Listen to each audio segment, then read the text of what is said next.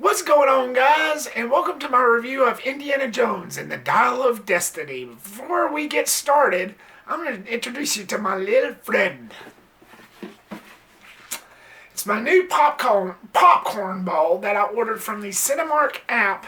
It took a while. I was hoping to have this in my background when I reviewed the last Scream movie, Scream 6, but that didn't happen. So a couple weeks ago, it just took me this long to finally get something out on this channel. I apologize for that, but a couple weeks ago I finally got this in. So it's basically a popcorn bowl to where you only ate once with this thing, but you put the popcorn in there, and you know it's pretty handy. It's pretty nice. But you put popcorn in there right in his head.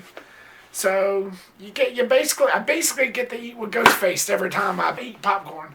The kicker is, I can't take this to the theater. It's only for home use only. So the only downfall with this is, it's kind of like hell trying to wash it out after each use. Like trying to get around every crevice and crack and everything, because I don't know if you can tell, but like there's like a bunch of like cracks and crevices in there. So yeah, that's the only downfall. It's like trying to keep it clean. Feels like a 24-hour job after every time you eat popcorn. So that's the only downfall, but I'm just going to chalk this up as being a background for my videos. So I hope you enjoyed that. Sit you right here, buddy. You get to watch over me too. I know that sounds creepy, but what the hell. Okay, getting on with my review of Indiana Jones and the Dial of Destiny. And this review is going to be a little different. It might be a little short than usual. You may not get as much of my talkative self, even though it seems like I'm talking a lot now. Thank you so much, guys, as always, for clicking here. I really do appreciate it. So basically, Indiana Jones and the Dial of Destiny is the 5th entry in the franchise. After his goddaughter tracks Indy down in a race against time, they go out searching for this ancient MacGuffin relic before the Nazis do. A MacGuffin that in the wrong hands could mean the end of history as we know it. This was one of my, just like I have said many times before, one of my anticipated movies of the year, of the summer, amongst many others. It is a film that I have been waiting for a while, and it's one of those that's kind of pretty much was in those limbo stage, like so many other movies during the pandemic. It was actually first talked about sometime before the pandemic, but it just didn't get off the ground until like after. So, I was just waiting, and finally it came out. So after I got back to watching this, it was pretty good. It was pretty interesting. Compared to the others, this one was pretty decent, especially compared to Crystal Skull. If I was to rank this, spoiler alert, for if I ever do a video of this, ranking video, I would put Kingdom of the Crystal Skull last as being the worst, like so many others have. It was decent. The last one was okay, but it kind of veered off.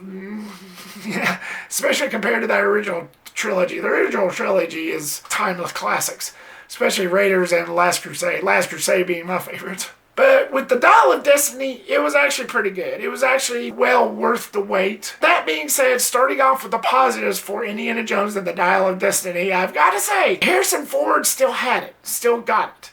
At 80 years old, that man still knows how to throw a punch and still has this character down pat. He hasn't missed a beat. As far as character terms goes, with this character that he's played since 30 plus years, 40 plus years, I'd say he hasn't missed a beat. At 80 years old, he still has it. He still got it. I still felt a lot of that Indiana Jones quality that Harrison Ford so masterfully brought to this character. I gotta give him top notch for that. And the action sequences was actually done pretty well. Much like the others, this one was done really well. It was very captivating.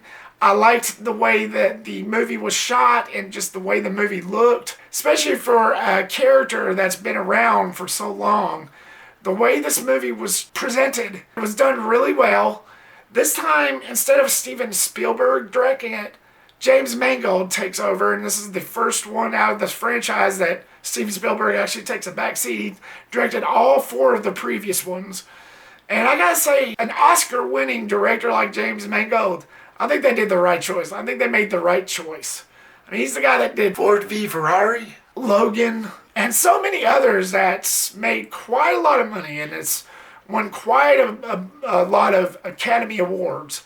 So I hope that, not that I'm saying that this is destined for an Academy Award, but I'm hoping that Indiana Jones and the Dial of Destiny will go down just like his others, just like James Mangold's other films. Between Harrison Ford's work on Star Wars and Indiana Jones, I've always leaned more towards Indiana Jones than Star Wars. He was always my most favorite. Like the most recent Star Wars movies, like the last few of them, in fact, it's like ever since the old ones, I haven't watched a single one of those. It's just something about Star Wars I just don't like.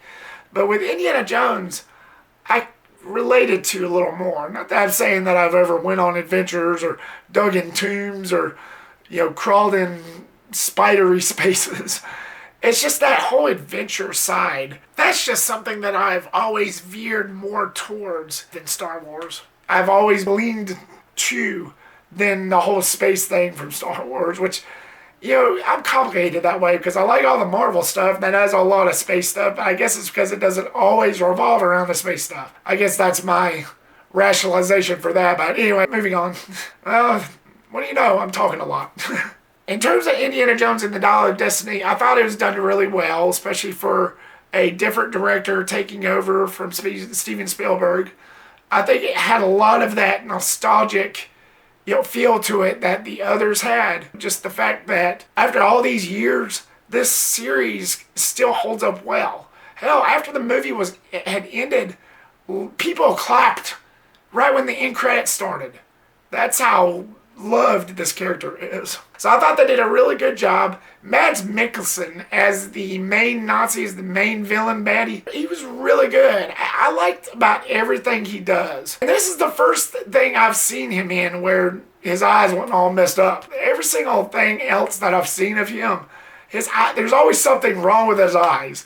But in this, in Indiana Jones and the Dial of Destiny, he actually looked a little more normal than usual, than what they always dressed him up as. But I thought he did a really good job as the main villain. I thought he was smooth. I thought he had a certain charm about him. He's Mads Mikkelsen. Everything he is in, he pretty much owns.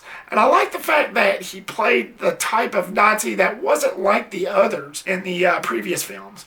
He played one of those Nazis that's different. He adds that Mads Mikkelsen charm to it. And that's the main thing what I liked about him. Sure, he was bad and evil, and that's what I like seeing in a villain of any magnitude, but I thought Mads Mikkelsen brought a really decent, newer character trait to a type of character that this was. And I gotta give him props to that. I've never had a problem with Mads Mikkelsen. I've always thought he was a good actor. He hasn't disappointed me to this day. There's not a single movie of his that I don't like. And The Dial of Destiny, once again, paved the way of how good he is. He's like the type of villain you want. You definitely want to see fail, but at the same time, he's so good, you don't. If you get what I'm saying. But going back to that whole adventure side, this felt like how the previous ones did. Only in a much better way than what Crystal Skull did. That had some, interesting ideas, but wrong ideas, if you get what I'm saying. This one was a little bit of a definite improvement over that. And that whole adventure side, you definitely get that there. You definitely get even, Harrison Ford at 80 years old, crawling in tombs and diving in water and just like everything that you come to expect from a character from Indiana Jones. The score by John Williams was excellent. He scored the previous films, and just like with the previous films, his score was just so masterful, and it was a treat hearing that, just classic Indiana Jones score, and just all the other different tunes that he brought to this film, just like how he did in the previous films. And that was a definite treat. I definitely enjoyed hearing that. I definitely, enjoyed that take of this film. I'm glad that they, other than the director change, which, again, James Mangold did a really good job, but I'm glad they didn't, change any of the core things that made this series what it is today. And John Williams' scores definitely was one of that, definitely was a part of that, and has definitely not missed a beat in The Dial of Destiny. The whole de-aging thing, which I hear a lot of people complain, like this is like the number one complaint I hear from people.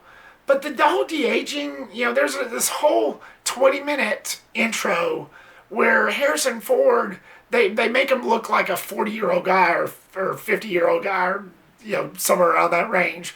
There's this whole segment at the beginning where it's 20 minutes of that. And a lot of people are saying that they're taken out by that, but it didn't really hit me that way. I actually didn't mind seeing any of that. That was actually not a turnoff. It was not something that took me away from the film, and it was not something that made me cringe. I actually thought the de-aging process that they did for this film was actually done pretty well, and I don't understand what everybody else sees on that, but I thought they did a really good job on that, so I don't know, maybe it's just me. And now that I got all the goodies out of the way, I really enjoyed this movie. It was actually a well worth 14-year wait. But what I had a problem with, as we dive into the negatives, Phoebe Waller-Bridge's character was not likable. I didn't like her character. She was a little bit of an asshole. She really wasn't somebody that I could get close to, just cheer for at all. I mean, she was being a complete tool towards Harrison Ford like the entire time. She didn't bring a likable quality. Sure, there was some moments sprinkled out throughout the film here and there, but not enough to redeem her. That was one character that kind of took me out of the film. Not a pleasant character, and just not somebody that you wished you could warm up to. That definitely wasn't her. And it was a little bit anticlimactic. In the previous films, you had this big grand climactic scene that really sticks with you. And just like with Raiders, with the face melting scene, and just like with The Last Crusade with the guy shrinking up and getting old real fast, his eyes bugging, like shrinking in the back of his head and all that. Those are iconic scenes. And the whole thing in the Temple of Doom at the end where they kept on falling off that bridge and those alligators was ripping them up.